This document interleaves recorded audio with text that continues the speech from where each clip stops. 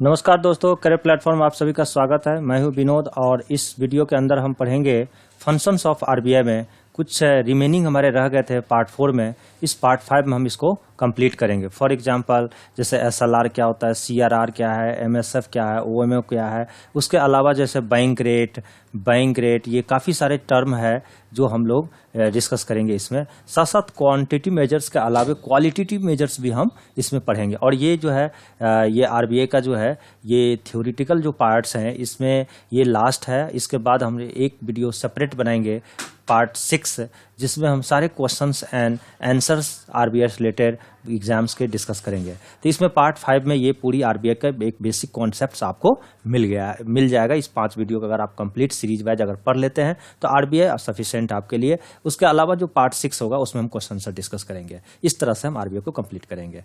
तो चलते हम एक एक करके डिस्कस करते हैं एसआरआर सीआरआर ये सब क्या है इसके बारे में। दोस्तों सबसे पहले हम डिस्कस करेंगे क्वांटिटेटिव मेजर्स में। इससे पहले यानी पार्ट 4 वीडियो में हमने 3 बता दिया था। इसमें हम पार्ट 4 में हम जो है डिस्कस करेंगे पार्ट 5 में। तो इसमें नंबर पॉइंट 4 यानी एसएलआर को डिस्कस करेंगे। इसको डिस्कस करने से पहले हम कुछ बेसिक चीज़ आपको बताते हैं, इसके बाद हम डिस्कस करेंगे। जैसे बेसिक क्या है, जैसे आपके कई बार एग्जाम्स में आ सकता है, जैसे आपको एनडीटीएल का फुल फॉर्म समझना जरूरी है। तो एनडीटीएल का फुल फॉर्म होता है net demand and time liability. Net demand and time liability, इसको ध्यान रखिए। देखिए 2 तरह का होता है, एक होता है डिमांड, एक होता है टाइम। तो डिमांड से हम अगर बात करें तो डिमांड डिपॉजिट आया है, डिमांड से आया है डिमांड डिपॉजिट। और डिमांड डिपॉजिट में कौन कौन सा होता है, जैसे सेविंग अकाउंट्स या करेंट अकाउंट जो होता है ये एक तरह का डिमांड डिपॉजिट होता है। बैंक में जो पैसा जमा करते हैं तो ये सेविंग अकाउंट ओपन करवाते हैं, इसलिए ना कि बैंक में जाकर कभी भी हम अपना पैसा डिमांड करेंगे तो बैंक हमें इजीली दे देगा पैसा।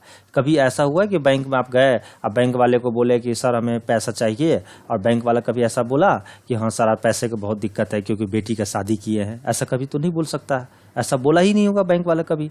क्यों कि बैंक इसी टर्म्स एंड कंडीशन में पैसा आपसे डिपॉजिट लेता है कि जब आपको जरूरत होगा तब हम आपको पैसा दे देंगे और आपका पैसा यहाँ सुरक्षित है और उस पर हम इंटरेस्ट भी देंगे। इसी लेकर के हम बैंक में पैसा रखते हैं। और saving account, current account, saving account होता है इंडिविजुअल के लिए या ग्रुप ऑफ इंडिविजुअल, ठीक है। और करेंट अकाउंट होता है बिजनेसमैन के लिए, जो बिजनेसमैन जो होता है कोई बिजनेस करता है, कंपनी वगैरह ओपन करता है तो उसके लिए करेंट अकाउंट होता है, क्योंकि नंबर ऑफ ट्रांजेक्शन अनलिमिटेड होता है। तो इस पे जो है ना इंटरेस्ट आपको जो है इंटरेस्ट नहीं मिलेगा। किस पे? इंटरेस्ट करेंट अकाउंट पे। और सेविंग अकाउंट पे आपको इंटरेस्ट मिलेगा। और जनरली ये बैंक टू बैंक वेरी करता है, क्योंकि इसमें जो इंटरेस्ट मिलता है सेविंग अकाउंट पे वो बैंक का हेड ऑफिस डिसाइड करता है, बैंक का बोर्ड डिसाइड करता है, नॉट आरबीआई। तो कई बार पेपर में पूछ देता है interest on saving bank account is decided by individual bank board, not RBI. इसीलिए हर bank to bank interest rate क्या होता है, अलग अलग होता है। तो ये दोनों टाइप के जो अकाउंट्स होता है वो डिमांड डिपॉजिट होता है, और एक तरह का होता है टाइम डिपॉजिट अकाउंट। ये जो है ना डिमांड के लिए नहीं है, ये टाइम डिपॉजिट का मतलब टाइम के लिए को खाता खुलता है। जैसे टाइम डिपॉजिट है, जैसे सेविंग अकाउंट्स होते हैं करेंट अकाउंट, डिमांड डिपॉजिट, ये हो गया टाइम डिपॉजिट।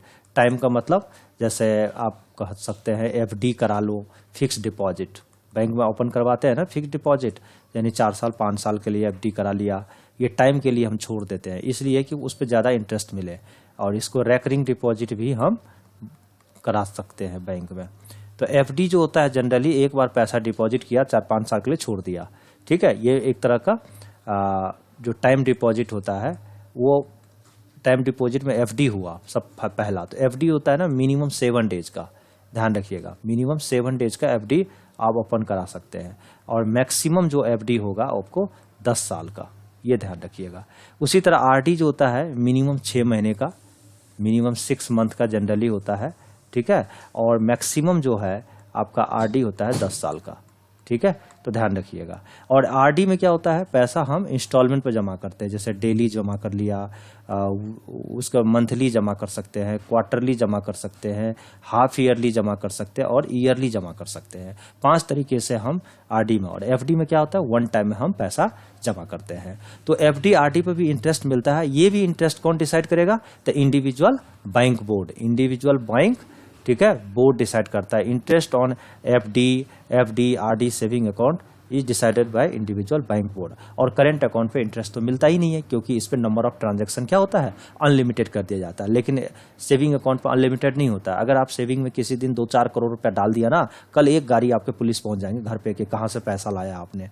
लेकिन करेंट अकाउंट में कोई नहीं पूछने वाला, क्यों, ये नंबर ऑफ ट्रांजैक्शन ये बिजनेसमैन अपना खाता खुलवाता है। ठीक है, तो ये एनडीटीएल का कई बार एग्जाम पूछ देता है। एनडीटीएल में D stand for, T stand for, तो टी स्टैंड फॉर क्या होता है, टाइम, डी का मतलब होता है डिमांड, एल का मतलब लायबिलिटी। ये जानना जरूरी है। तो इसी से रिलेटेड हम एसएलआर में आप डिस्कस करते हैं। देखिए एसएलआर क्या होता है, जैसे यहाँ पे आरबीआई है, यहाँ कमर्शियल बैंक है, यहाँ मार्केट है, मार्केट में आप है। ठीक है, तो आरबीआई कहता है कमर्शियल बैंक को कि जो भी आपके पास अमाउंट आता है बैंक में, कुछ सर्टेन % आप अमाउंट बैकअप बनाकर अपने पास रखो, ताकि कल होकर के बैंक दिवालिया होने लगेगा तो उस सब वो पैसा आपको बचा लेगा। तो जो सरप्लस अमाउंट या जो भी अमाउंट कुछ रिजर्व करके रखोगे, वही अमाउंट क्या कहलाएगा, एसएलआर कहलाएगा। तो ये आरबीआई कहता है किससे, कमर्शियल बैंक से। लेकिन आरबीआई के पास नहीं रखना है, आरबीआई कमर्शियल बैंक को पास कहता है कि खुद आप अपने पास रखो। तो ये क्या करता है, कमर्शियल बैंक अपने ही पास एक रिजर्व अमाउंट अपने पास रखता है। तो किस तरह रखेगा, तो एनडीटीएल का, यहाँ लिख लीजिए, एनडीटीएल का certain percentage in the form of cash, gold, bond and government security के फॉर्म में रखना है, रिजर्व करके। और जो रिजर्व अमाउंट होगा उसी अमाउंट को बोलते हैं एसएलआर। और ये जो अभी first by monthly monetary policy हुई थी अप्रैल में, first by monthly monetary policy, ये कब हुआ था, ये 8 अप्रैल को हुआ था, 8 अप्रैल 2022 को। तो उसके अकॉर्डिंग एसएलआर में कोई चेंजेस नहीं आया है, 18% है, 18%। यानी आपके पास अगर बैंक के पास 100 रुपया है ना, तो 18 रुपया अपने पास रिजर्व करके रखेगा। किस फॉर्म में रख सकता है, या तो कैश में रख ले, गोल्ड में रख ले, बॉन्ड में रख ले, गवर्नमेंट सिक्योरिटी का। बाकी जो 82 रुपये बचे, उससे आप मार्केट में बैंक को कहता है कि आप पैसा लगाइए, अपना कमाइए। लेकिन इतना पैसा जो एसएलआर है ये मेंटेन करके रखिए, क्यों, कि कल होकर बैंक दिवालिया होने लगेगा तो ये एसएलआर वैल्यू बैंक को क्या करेगा, बचा लेगा।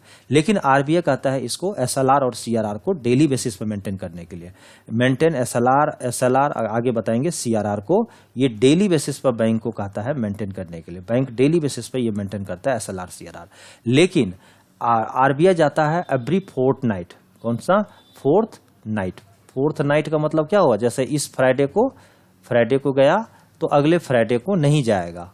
ठीक है, उसके अगले फ्राइडे को जाएगा।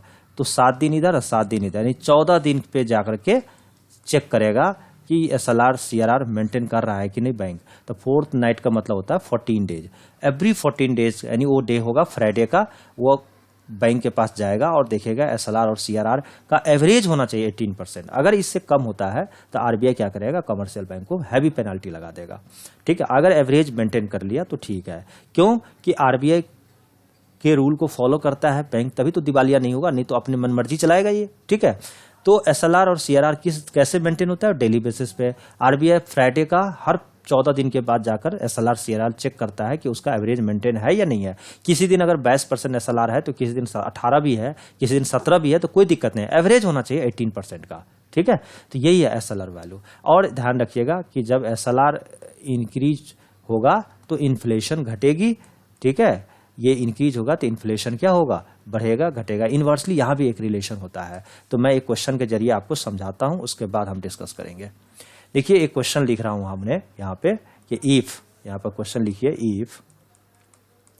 इफ एसएलआर, क्वेश्चन है इफ एसएलआर इज इंक्रीजेज, अगर हम एसएलआर को इंक्रीज करेंगे तो क्या होगा, इंक्रीजेज, देन इन्फ्लेशन क्या होगी, इन्फ्लेशन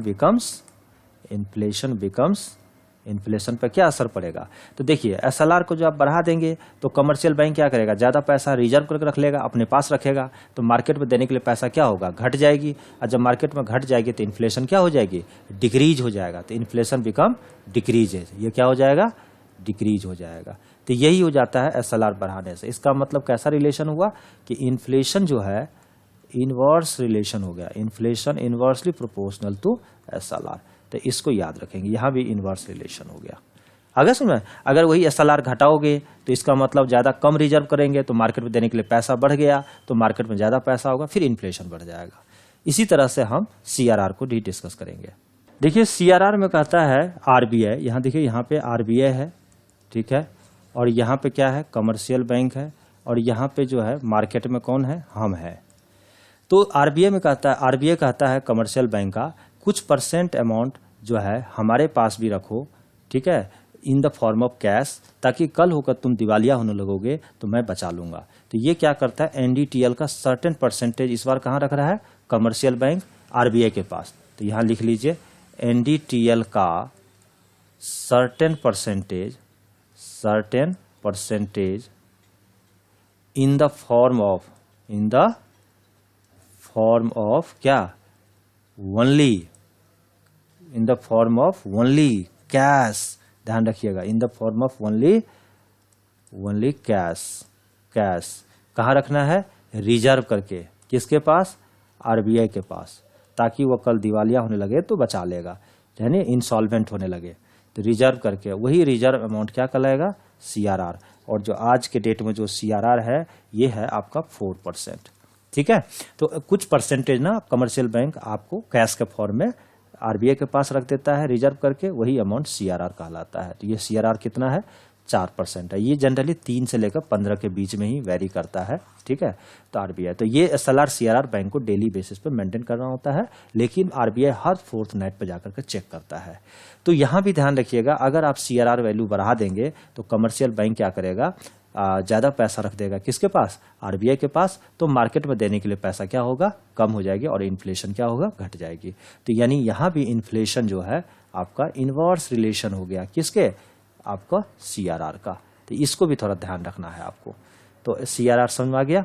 अब आप क्वेश्चन लिखेंगे, what is difference between SLR and CRR.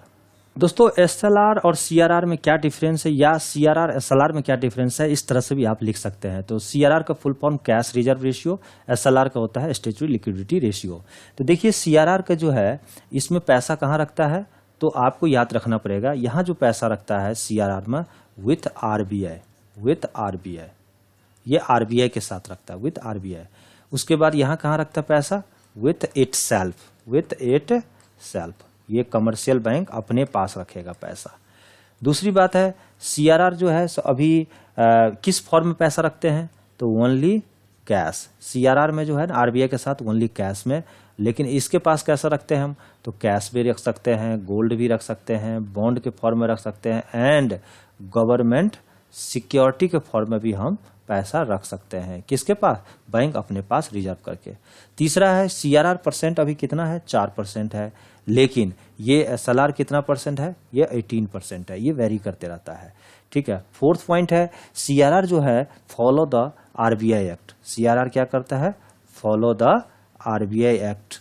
RBI act कब का एक्ट है, 1934 को। लेकिन वही अगर हम बात करें कि ये एसएलआर किसको फॉलो करता है, तो फॉलो द बैंकिंग रेगुलेशन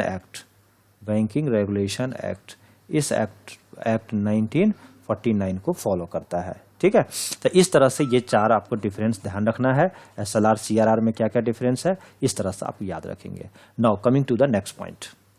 देखिए बैंक रेट क्या होता है, जैसे आरबीआई है, यहाँ पे कमर्शियल बैंक को, यहाँ पे मार्केट में कौन है, हम आप हैं। तो क्या होता है कि बैंक को कभी कभी ना एसएलआर और सीआरआर मेंटेन करने के लिए पैसे की कमी पड़ जाती है, तो उस समय आरबीआई से ही लोन लेता है, ठीक है। तो ये एक तरह का लोन देता है। तो आरबीआई प्रोवाइड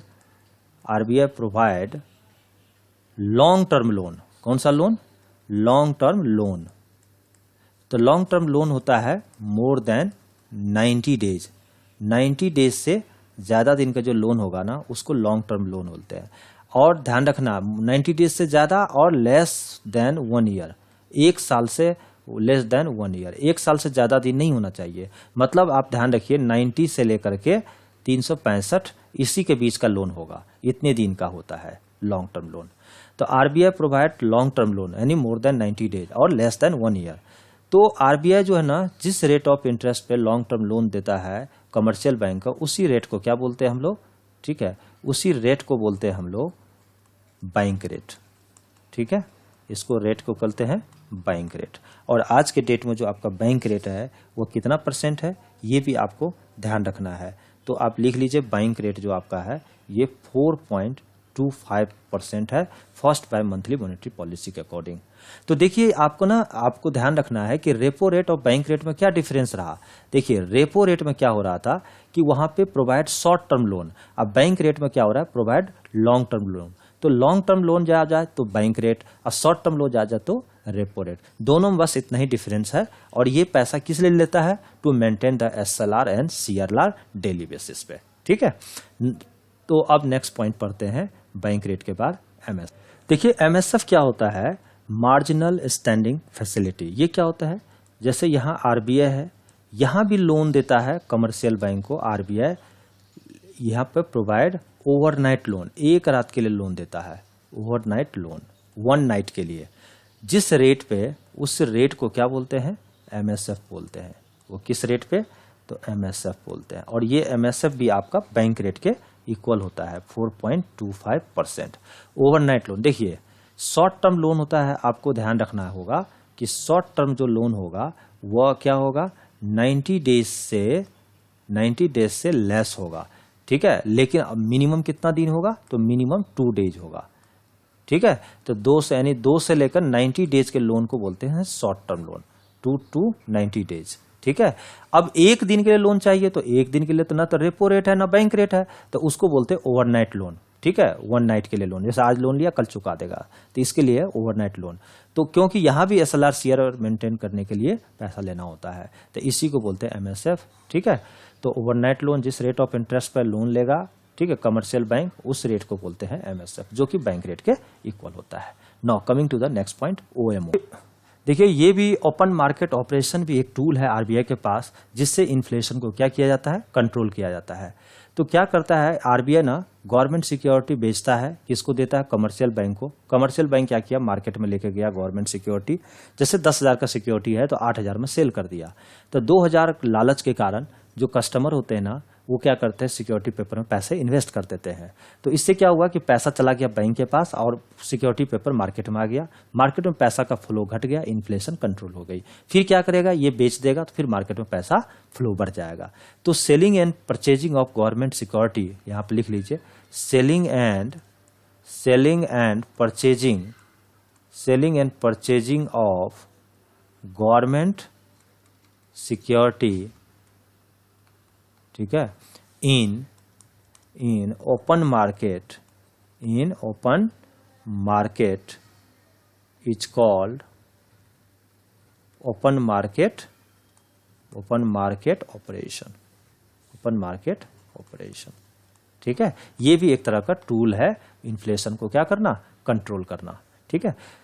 तो इस तरह से हमारा जो है जितने भी क्वांटिटी मेजर्स के सारे टूल थे, इस टूल को हमने क्या किया, कंप्लीट किया। अब हम जो है ये थोड़ी बहुत जो इंट्रोडक्शन लेंगे वो क्वालिटेटिव मेजर्स के बारे में भी जानकारी लेना पड़ेगा।